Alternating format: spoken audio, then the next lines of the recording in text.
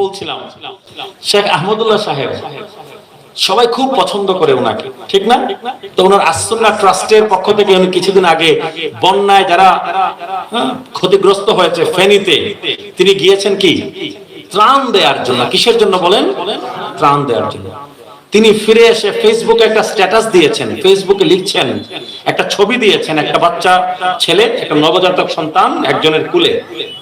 ফেসবুকে স্ট্যাটাস দিয়েছেন, এই বাচ্চা শিশুটা বন্যার ত্রাণ শিবিরে জন্মগ্রহণ করেছে, এই খুশিতে তার পরিবার এবং সকলের জন্য উত্তম খাবারের ব্যবস্থা করা হয়েছে। সকল নবীগণের সরদার হুজুর নূর নূর সাল্লাল্লাহু আলাইহি ওয়া আলিহি ওয়াসাল্লাম, তিনি যেই দিন এসেছেন ওই দিন আমরা যখন তাবাররুকের আয়োজন করি, মিষ্টান্ন আয়োজন করি, জিলাপির আয়োজন করি, তখন আপনারা বলেন আমাদেরকে জিলাপি খোর সুন্নি কটাক্ষ করেন, তখন লজ্জা লাগে না? নবী যেই দিন এসেছেন ওই দিন মানুষকে একটু ভালো খাবার খাওয়াই, তাবাররুক আয়োজন করি, মিলাদ করি, তখন আপনাদের মুখ দিয়ে বেদাত বেদাত ফতোয়া শুরু হয়। আর একটা বাচ্চা শিশু দুনিয়াতে আসছে বলে আপনারা ভালো খাবারের আয়োজন করে আসেন, বুক ফুলিয়ে লেখেন, তখন বেদাত হয় না। আর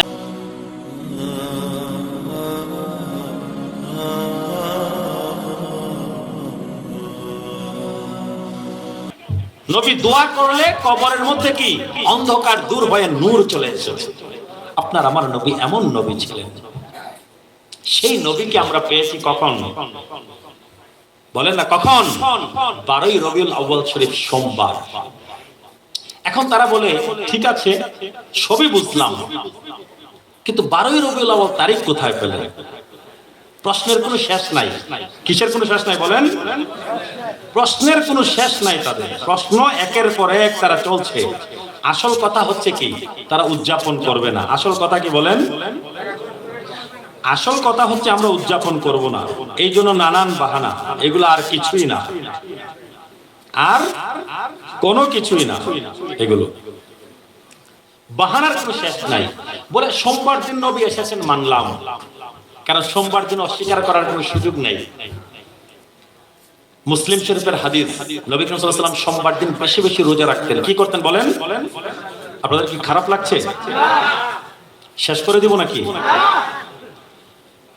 নবী করিম সাল্লাল্লাহু আলাইহি ওয়াসাল্লাম সোমবার দিন বেশি বেশি রোজা রাখতেন। সাহাবায়ে কেরাম জিজ্ঞেস করলেন, ইয়া রাসূলুল্লাহ, সোমবার দিন এত বেশি রোজা কেন রাখেন? নবী করিম সাল্লাল্লাহু আলাইহি ওয়াসাল্লাম বললেন, যাকা ইয়াউমুন উলিদতু ফীহি আও উনজিলা আলাইয়া। নবী করিম সাল্লাল্লাহু আলাইহি ওয়াসাল্লাম বলেন, এই সোমবার দিনে আমি দুনিয়াতে আগমন করেছিলাম, এই সোমবার দিন আমার জন্ম, এই জন্য জন্মদিনের শুকরিয়া আদায় করতে গিয়ে আমি রোজা রাখি, আর এই দিনেই আমার উপরে কোরআন নাজিল শুরু হয়েছে। তো সোমবার দিন নবীজির দুনিয়াতে আগমনের দিন, ঠিক না? এই বছর আলহামদুলিল্লাহ 12ই রবিউল আউয়াল শরীফ এবং সোমবার মিলে গেছে। সবাই আলহামদুলিল্লাহ বলেন না? মারহাবা বলেন। মাশাআল্লাহ, সোমবার দিন আর 12ই রবিউল আউয়াল শরীফ মিলে গেছে। তো নবী করিম সাল্লাল্লাহু আলাইহি ওয়াসাল্লাম সোমবার দিন রোজা রেখে এই সুন্নাত কায়েম করে দিয়ে গেছেন যে ভালো ভালো আমলের মাধ্যমে জন্মদিন উদযাপন করা যায়। নবীর দুনিয়াতে আগমন, উদযাপন রোজা রাখার মাধ্যমে, ভালো আমলের মাধ্যমে জন্মদিন উদযাপন করা যায়। ঈদে মিলাদুন নবী উদযাপন করা যায় ভালো আমলের মাধ্যমে। নবী নিজে রোজা রেখে প্রমাণ করে দিয়েছেন ভালো আমলের মাধ্যমে। ঈদে মিলাদুন নবী সাল্লাল্লাহু আলাইহি ওয়াসাল্লামের নামে যদি কেউ অনৈসলামিক কাজকর্ম করে সেটা কখনোই জায়েজ হবে না, কিন্তু ভালো আমল যদি করে অবশ্যই নেকি পাবে। আমার কথা বুঝতে পারছেন? ভালো আমল করলে নেকি পাবেন। এখন ভালো আমল বলতে কি? মানুষকে খাবার খাওয়ানো ভালো আমল না? আচ্ছা, একটা ঘটনা বলি আপনাদেরকে। ফেসবুক খুললেই, ইউটিউব খুললেই আপনারা এখন দেখেন শেখ আহমদুল্লাহ সাহেবকে, দেখেন না? সুন্দর চেহারার মানুষ, সুন্দর, দুনিয়ার সব প্রশ্নের উত্তর দেয়, সব প্রশ্নের উত্তর দেয়, ঠিক আছে? তো প্রাসঙ্গিক কথা বলছি, বড় বড় ইমাম যারা ছিলেন, বড় বড় ইমাম যারা ছিলেন, লক্ষ লক্ষ হাদিস যাদের মুখস্থ ছিল, কোরআন মাজিদ যাদের মুখস্থ ছিল, তাফসীর যাদের মুখস্থ ছিল, তারাও বহু প্রশ্নের জবাবে বলতেন লা আদরি, আমি জানি না। আমাদের কিছু কিছু বক্তা আছেন, তাদেরকে লাইভে প্রশ্ন করলে মুখ দিয়ে বের হয় না যে আমি জানি না। সব জানে, ওনারা সব প্রশ্নের উত্তর দেয়। লাইভ অনুষ্ঠানের মধ্যে প্রশ্নের উত্তর দিতে থাকে। আমগণ বলতেন যে কিছু কিছু বিষয়ের প্রশ্নের জবাবে বলতেন আমি জানি না, এবং আমি জানি না এই কথা বলাকে বলা হয়েছে জ্ঞানের অর্ধেক। আমি জানি না বলা, কিন্তু এখন আমাদের বক্তারা সব জানে, সব প্রশ্নের উত্তর দেয়। বলছিলাম শেখ আহমদুল্লাহ সাহেব, সবাই খুব পছন্দ করে ওনাকে, ঠিক না? তো ওনার আসুন্নাহ ট্রাস্টের পক্ষ থেকে উনি কিছুদিন আগে বন্যায় যারা ক্ষতিগ্রস্ত হয়েছে ফেনীতে, তিনি গিয়েছেন কি ত্রাণ দেওয়ার জন্য। কিসের জন্য বলেন? ত্রাণ দেওয়ার জন্য। তিনি ফিরে এসে ফেসবুকে একটা স্ট্যাটাস দিয়েছেন, ফেসবুকে লিখছেন, একটা ছবি দিয়েছেন, একটা বাচ্চা ছেলে, একটা নবজাতক সন্তান একজনের কুলে। ফেসবুকে স্ট্যাটাস দিয়েছেন, এই বাচ্চা শিশুটা বন্যার ত্রাণ শিবিরে জন্মগ্রহণ করেছে, এই খুশিতে তার পরিবার এবং সকলের জন্য উত্তম খাবারের ব্যবস্থা করা হয়েছে। একটা বাচ্চা ছেলে, এই বাচ্চা ছেলে দুনিয়াতে এসেছে নবজাতক। আমরা জানি না এই বাচ্চা ছেলেটা কি ভালো হবে নাকি খারাপ, আমরা কেউ জানি? জানেন আল্লাহ সুবহানাহু ওয়া তাআলা। তো তার দুনিয়াতে আগমনের খুশিতে আপনি সবাইকে খাবার খাইয়ে ফেলেছেন, আবার ফেসবুকে বুক ফুলিয়ে লিখছেন সাইয়্যিদুল মুরসালিন খাতামুন নবিয়্যিন, সকল নবীগণের সরদার হুজুর নূর নূর সাল্লাল্লাহু আলাইহি ওয়া আলিহি ওয়াসাল্লাম, তিনি যেই দিন এসেছেন ওই দিন আমরা যখন তাবাররুকের আয়োজন করি, মিষ্টান্ন আয়োজন করি, জিলাপির আয়োজন করি, তখন আপনারা বলেন আমাদেরকে জিলাপি খোর সুন্নি, কটাক্ষ করেন, তখন লজ্জা লাগে না? নবী যেই দিন এসেছেন ওই দিন মানুষকে একটু ভালো খাবার খাওয়াই, তাবাররুক আয়োজন করি, মিলাদ করি, তখন আপনাদের মুখ দিয়ে বেদাত বেদাত ফতোয়া শুরু হয়। আর একটা বাচ্চা শিশু দুনিয়াতে আসছে বলে আপনারা ভালো খাবারের আয়োজন করে আসেন, বুক ফুলিয়ে লেখেন, তখন বেদাত হয় না, আর এখন বেদাত হয়ে যায়। সমস্যা আর কিছুই না, আসলে সমস্যা হচ্ছে কি নবী অলি সংক্রান্ত সকল কিছু থেকে উম্মতকে দূরে রাখা, উদ্দেশ্য একটাই, এবং এটা প্রপাগান্ডা করে আমাদের মাথায় ঢুকিয়ে দেয়া হচ্ছে। মনে রাখবেন, আপনি ঈদে মিলাদুন্নবীর জুলুস করবেন না, র্যালি করবেন না। জুলুস করলে র্যালি করলে বেদাত হয়ে যায়। তো আপনার নেতারা যখন কারাগার থেকে বের হয়, ফেসবুকে দেখা যায়, ভিডিও দেন আপনারা, ছবি দেন আপনারা, আপনাদের নেতারা, আমি বিএনপি আওয়ামী লীগের নেতা বলছি না, হুজুর নেতা যারা কারাগারে যারা ছিলেন, হ্যাঁ বুঝলাম আপনারা নির্যাতিত ছিলেন, আমাদের সহানুভূতি আছে, কোনো অসুবিধা নাই। তো যখন কারাগার থেকে বের হলো, আপনারা কি করলেন? গলার মধ্যে শত শত ফুলের মালা দিচ্ছেন নেতাকে, তারপর গাড়ির মধ্যে আপনি দাঁড় করিয়ে দিলেন। এখন দেখছেন এক ধরনের গাড়ি আছে, গাড়ির মাঝখানে দাঁড়ানো যায়, গাড়ির মাঝখানে দাঁড় করিয়ে দিলেন, গলার মধ্যে ফুলের মালা, আবার ফুলের পাপড়ি ছিটানো হচ্ছে। হ্যাঁ, আপনারা জুলুস করছেন, র্যালি করছেন, জুলুস করছেন, র্যালি করছেন, আপনার নেতাকে ফিরে পেয়েছেন, সেই জন্য খুশি উদযাপন করছেন, তখন বেদাত হয় না। আমার নবীকে আমরা যেদিন পেলাম সেই দিন জুলুস করলে আর র্যালি করলে বেদাত হয়ে যায়।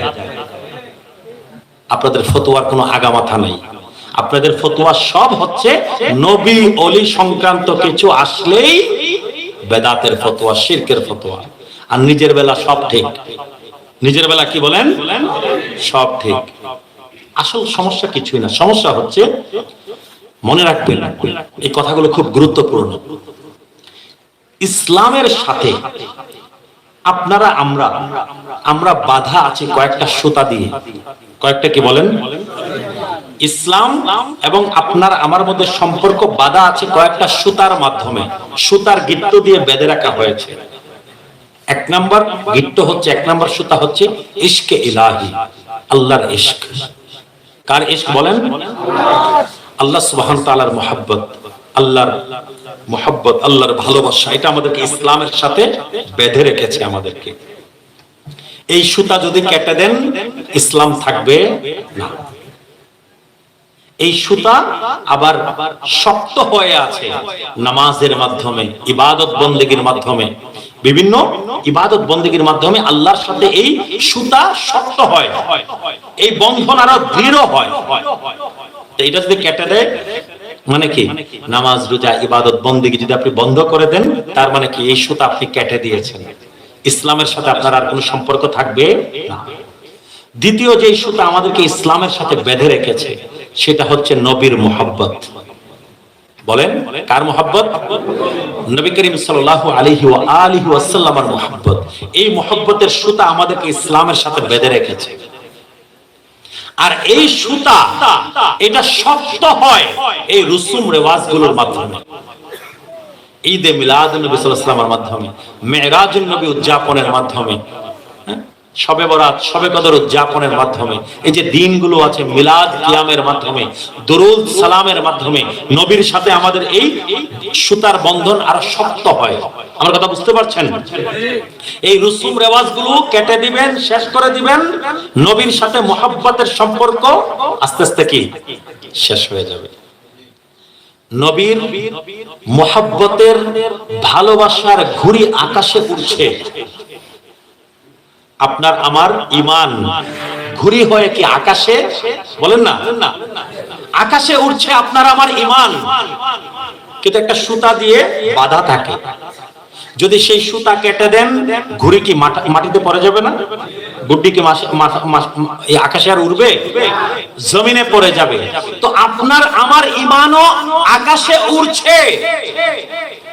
নবীর ভালোবাসা, আল্লাহর ভালোবাসা, এই সকল কিছু আকাশে উঠছে।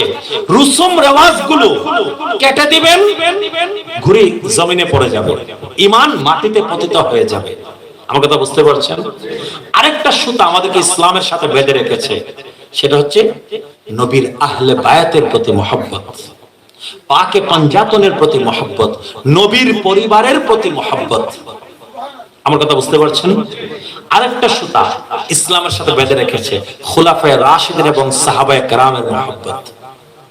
খুলাফায়ে রাশিদিন এবং সাহাবায়ে কেরামের মহব্বত।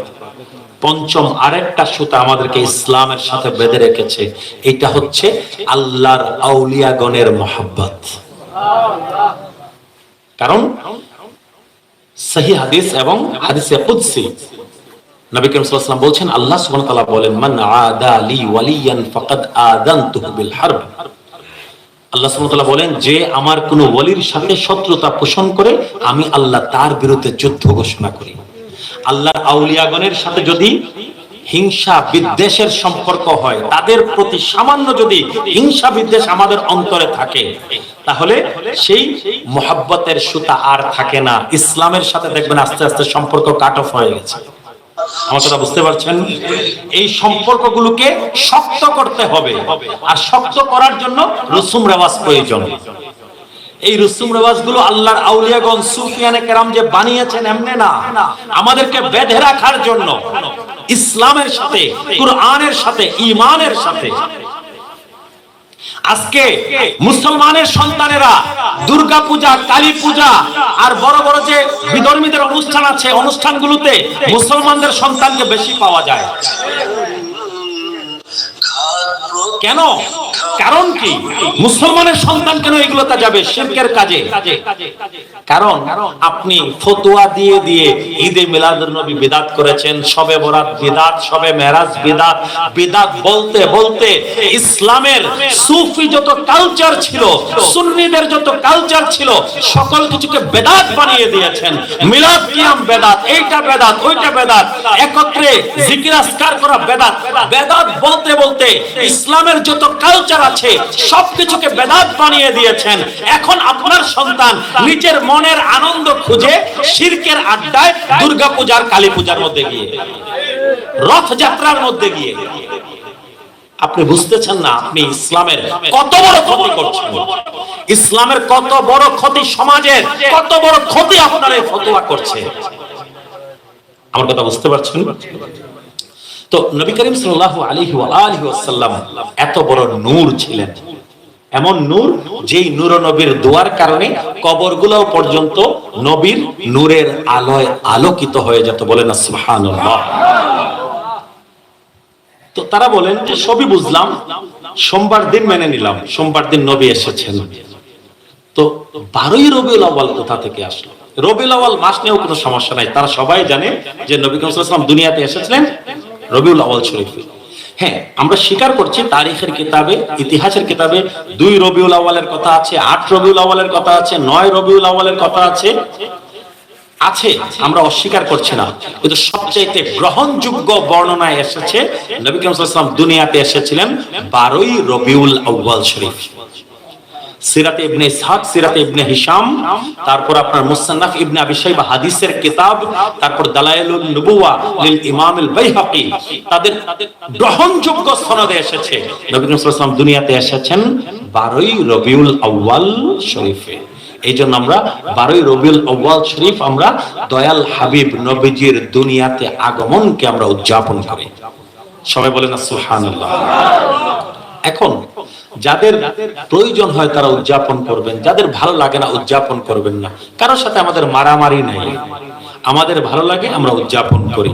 নবী সবচেয়ে বড় নিয়ামত, সবচেয়ে বড় রহমত, রহমত এবং নিয়ামতকে আমরা পেয়েছি, তার শুকরিয়া আদায় করার জন্য আমরা খুশি উদযাপন করি, জশ্নে জুলুস করি, আমরা র্যালি করি, আমরা একটু গেট সাজাই, নানান কাজ তাবারুকের আয়োজন করি, এর মাধ্যমে আল্লাহর শুকরিয়া আদায় করি, খুশি উদযাপন করি।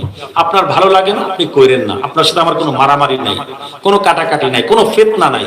আপনি আপনারটা নিয়ে থাকেন, আমাকে আমারটা নিয়ে থাকতে দেন। কথা বুঝতে পেরেছেন? কিন্তু আমাকে বাধা দেওয়ার অধিকার আপনার নাই, বাধা দেওয়ার অধিকার আপনার নাই। আল্লাহ সুবহানাহু ওয়া তাআলা আমাদের সকলকে যেন, আমাদেরকে যেন সেই তৌফিক দান করেন, আমরা যেন ইসলামকে, কোরআনকে আমরা যেন সুন্দরভাবে যেন বুঝতে পারি, ফিতনা ফাসাদ নয়, শান্তিপূর্ণভাবে আমরা যেন দ্বীন চর্চা, ধর্ম চর্চা যেন করতে পারি।